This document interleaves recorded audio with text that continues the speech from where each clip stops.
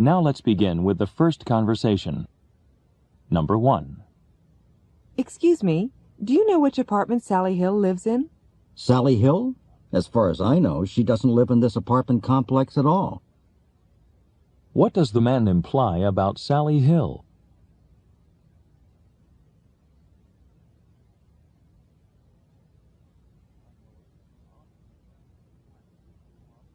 Number 2. Roger, may I use your phone? I think mine is out of order. Feel free. What does Roger tell the woman?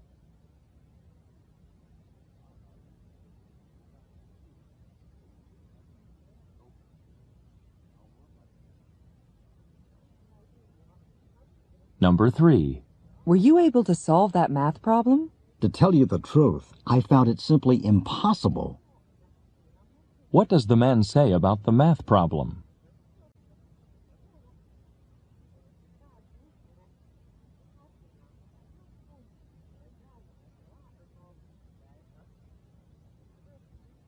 Number 4. Uh-oh, your roommate's making dinner again. Your kitchen is going to look like a tornado hit it. Maybe not. Last night he cooked dinner and left the kitchen spick and span. What does the man say his roommate did?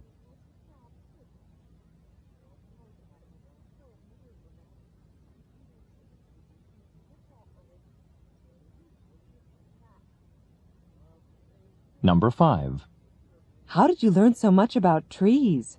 Mostly from my father. He studied forestry in college. How did the man learn about trees?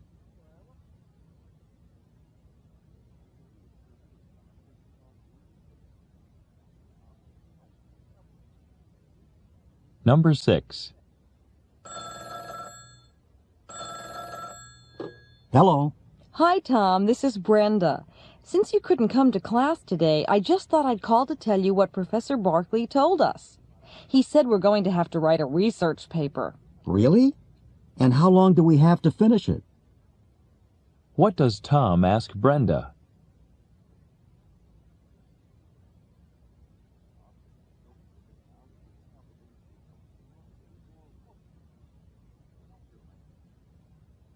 Number 7.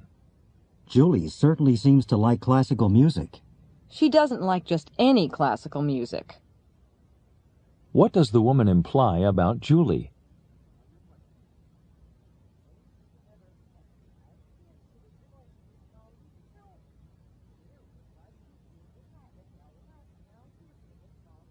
Number 8. How did you do on Professor Dixon's history test? Probably not too well. I skipped a couple of questions and I didn't have time to go back to them. What does the man say about the history test?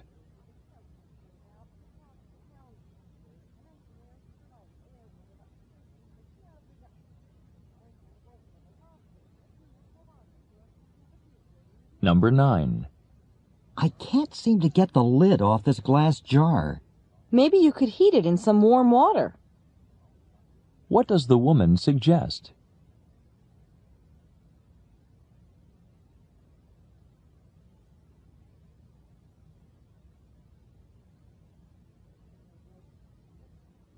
Number 10. This desk must be an expensive antique. It may look like that, but I got it for next to nothing. What does the woman say about the desk?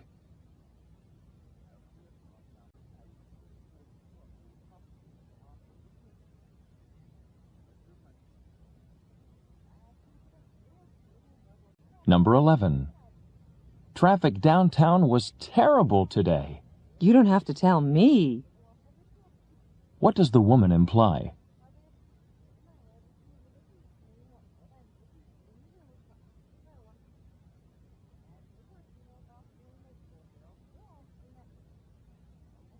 Number 12.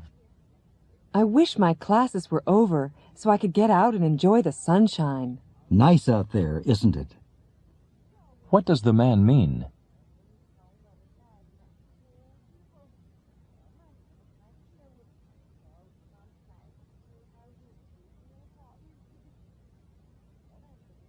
Number 13. Gary's using that old tape player of yours. He's welcome to it. What does the woman mean?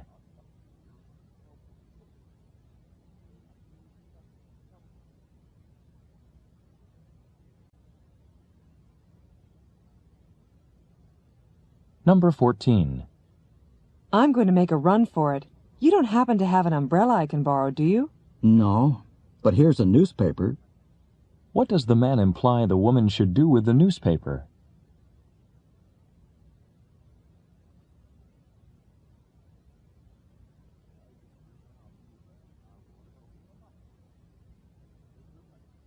Number 15. I think Ed is the best choice for president of the student assembly. So do I, now that Margaret's dropped out of the race. What does the woman mean?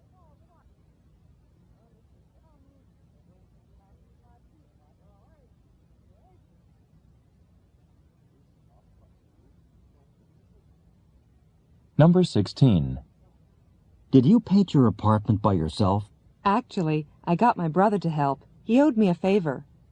What does the woman mean?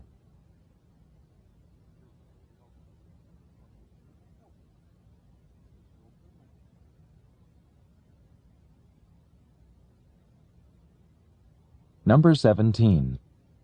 I'd like to go swimming this afternoon, but it's such a long walk to the lake. I know a shortcut. Let me show you on this map. What does the woman offer to do for the man?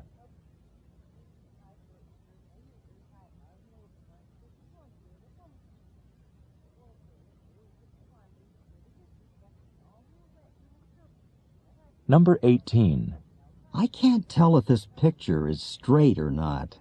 I'll hold it while you stand back and take a look. What are these people doing with the picture?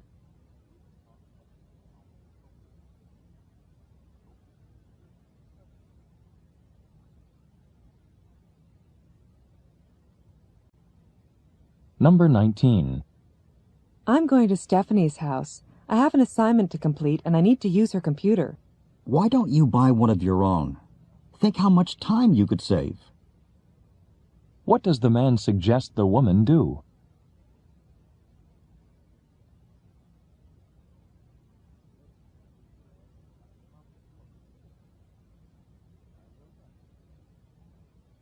Number 20.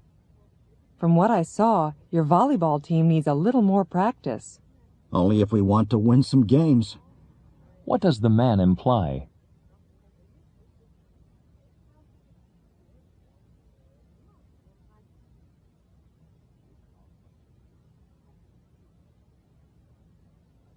Number 21. Have you seen Shelley recently? The last time I spoke to her, she said she hadn't been feeling too well. Well, when I saw her this morning, she was the picture of health. What does the man say about Shelley?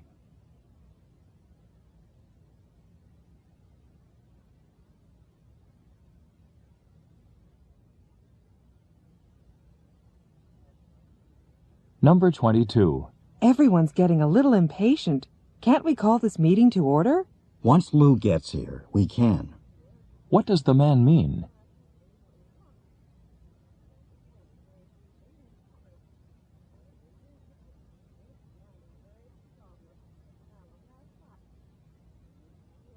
Number 23. Marianne, are you going to buy those sunglasses you looked at? I wouldn't buy that pair even if I could afford them. What does Mary Ann say about the sunglasses?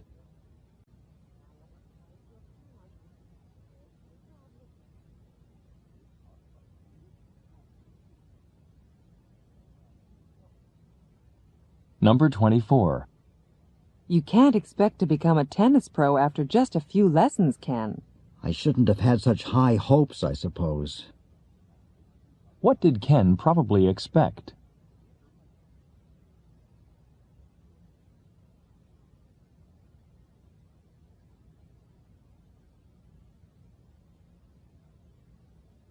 Number 25. We only have a few more points to talk over. Good, because I need to wrap this up soon. What does the man want to do?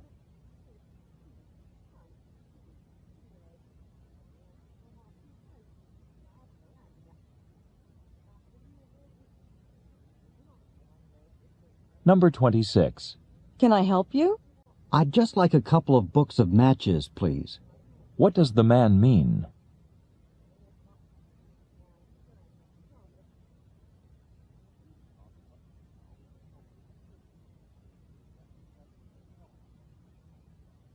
Number 27.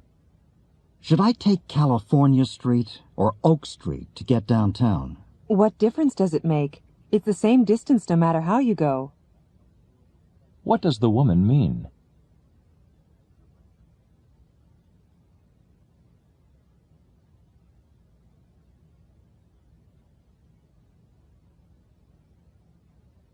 Number 28. Did you hear the announcement? Yes, and I could hardly believe my ears. What does the woman imply about the announcement?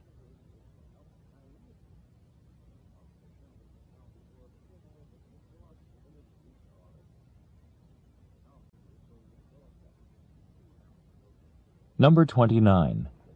Brian, could you handle this suitcase too? How many hands do you think I have? What does Brian mean?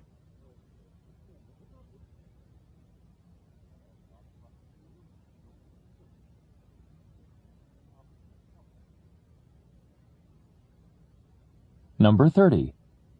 I'm so glad I can go camping this weekend.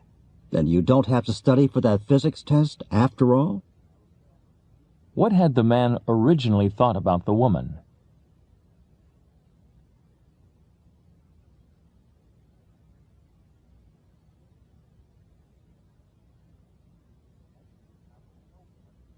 Now let's begin Part B with the first conversation. Questions 31 to 34. Listen to the following conversation. Walter, why haven't you been coming to Professor Crosley's anthropology class? What do you mean? I've been there every morning. Every morning? But, oh, I get it. You must be in the professor's morning class in cultural anthropology. I'm in her afternoon class in social anthropology. So tell me, how do you like her class? Oh, it's very interesting. So far we've been studying the art, the architecture, and the tools of different cultures. And this Saturday, our class is going down to the local museum. They're having an exhibit of the artifacts of the early inhabitants of this area. Your class has quite a different focus from mine. We're studying social relations in groups. For example, this week we've been talking about marriage customs and family life in a number of societies, including our own. So what's your opinion of Professor Crosley? Well, she asks her students to do a lot of work. We're going to have 2 tests and 2 research papers, but she's a fascinating lecturer. I've never taken an anthropology course before, but I'm glad I decided to take her course. Yeah, same for me. In fact, I never thought of anthropology as an interesting subject, but now I sure do. Number 31. What do the two speakers have in common?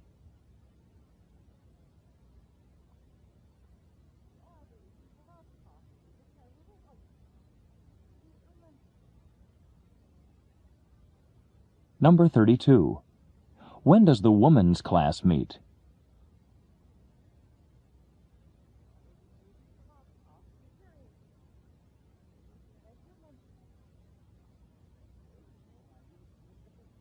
Number 33. Which of the following topics would most likely be discussed in the man's class?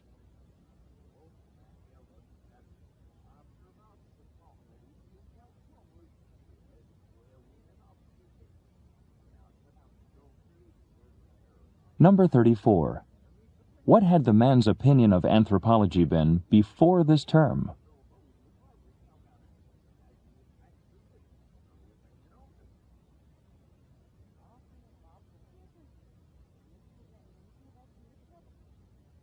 Questions 35 to 38. Listen to the following phone conversation. Hello, this is WBCL Community Television Studios. How may I help you? Hello. I'm calling because I saw an advertisement in the campus newspaper. It said there was a summer internship available for a student who wants to work on your local news program.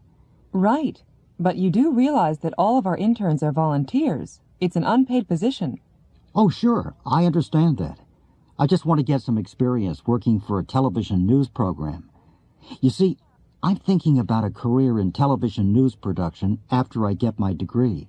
Oh, are you majoring in telecommunications? No, in journalism. But I've taken some telecommunications courses. I see. Well, you'll need to talk to Ms. Wagner. She's in charge of the internship program. But first, you'll need to come here to fill out an application form. Can you drop by the studio later today? Number 35. Where does the woman work?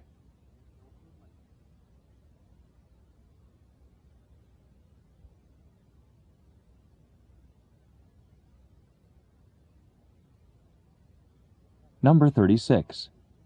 Why is the man applying for this position?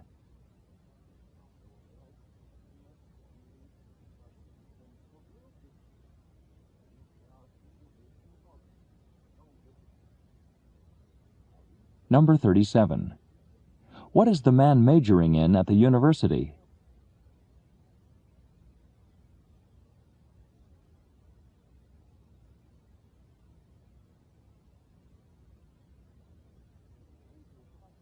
Number 38. What does the man need to do next in order to get the position?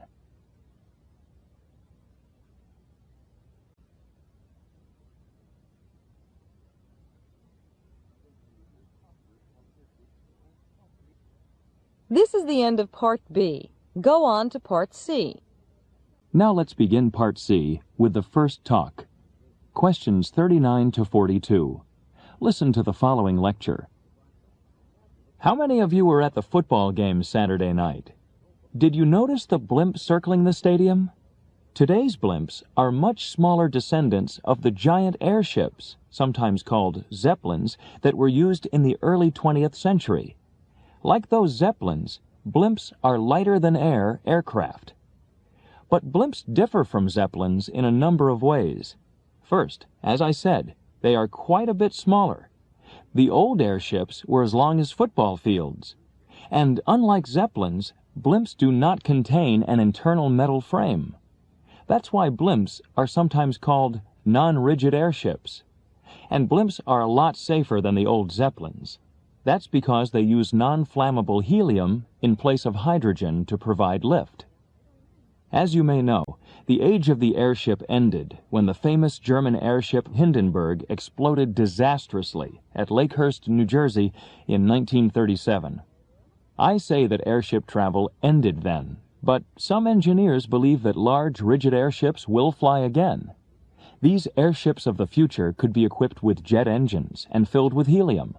Although they wouldn't be as fast as modern airplanes, they would be much more fuel efficient. Number 39. What is the main topic of this talk?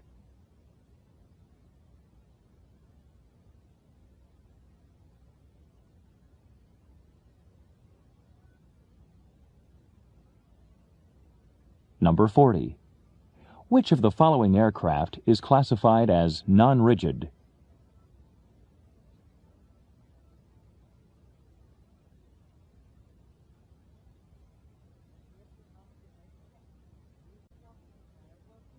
Number 41. What important event in the history of airships took place at Lakehurst, New Jersey in 1937?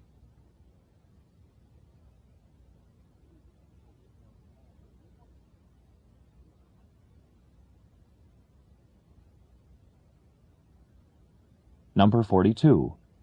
According to the talk, what advantage would the airships of the future have over jet airplanes?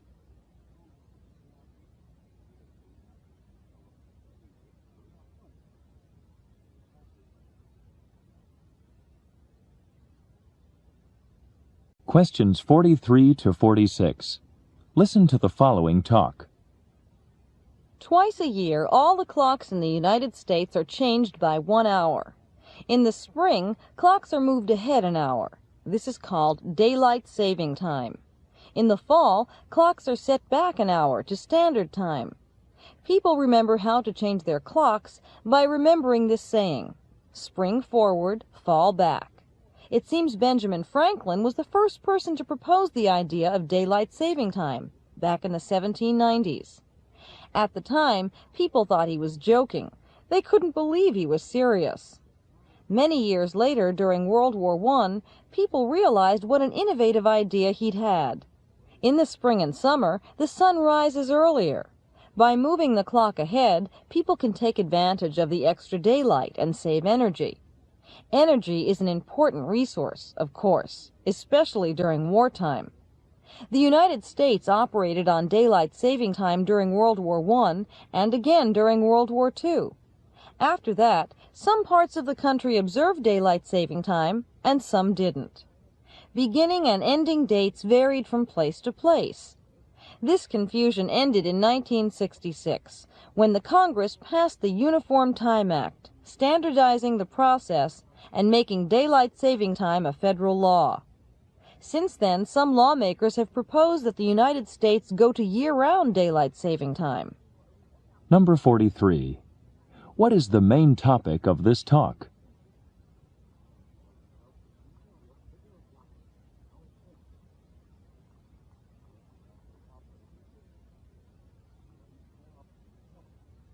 Number 44. According to the speaker, when are clocks in the United States set back?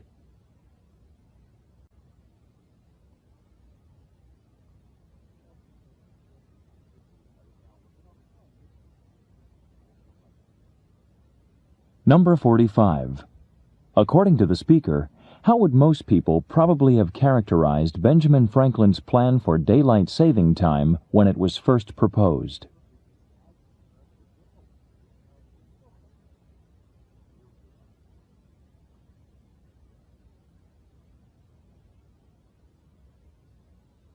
Number 46. According to the speaker, what was the effect of the Uniform Time Act of 1966?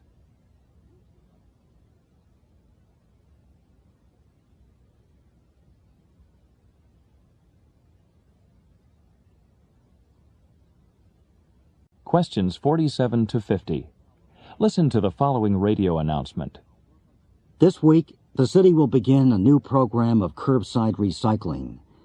If you take your recyclable materials out to the street, the city will haul them away in trucks to be recycled. At present, you can recycle newspapers, aluminum cans, and glass containers. The trucks will not pick up plastic bottles. However, if you want to recycle plastic bottles, you can take them to the city recycling center on Pine Street. If you live in the north or west side of town, trucks will pick up your recyclables on Monday. If you live in the east or south part of town, your recyclables will be picked up on Wednesday. If you live in the central section of town, your pickup day is Friday. For more details, see the map in today's newspaper. And remember, when it comes to newspaper, aluminum, and glass, don't throw it away.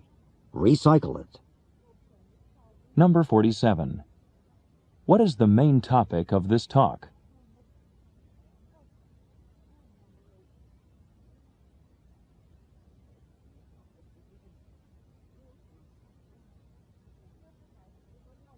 Number 48. Which of the following must be brought to the city's facility on Pine Street to be recycled?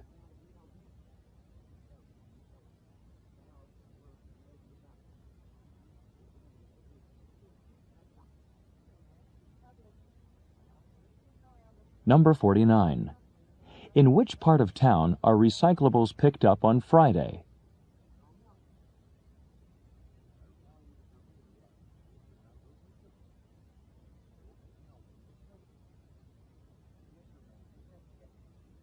Number 50. To get more information, what does the speaker suggest?